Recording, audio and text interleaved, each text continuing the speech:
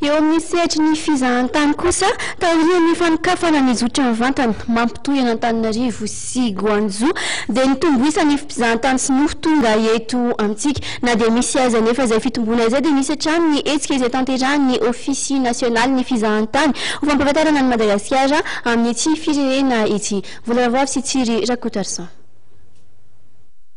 Mahaliana ny sonono natiora ary ny manao fizahan-tany eto Madagasikara araka nambaran'Andriamatora manamboatra Jocelyn filoha-hevitry ny ofisy nasionaly ny fizahan-tany.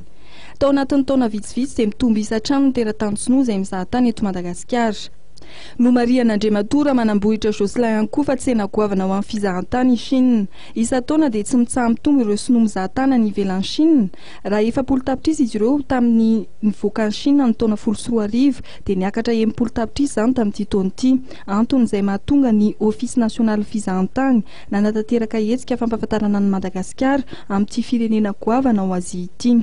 Tamin'ny herinandro lasa iny dia nanao roadshow tany a Shanghai sy tany Pékin.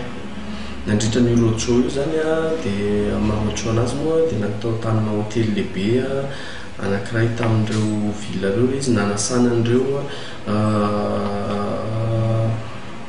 agent de voyage sy professionnel en tourisme tamin'ireo tanan'ireo.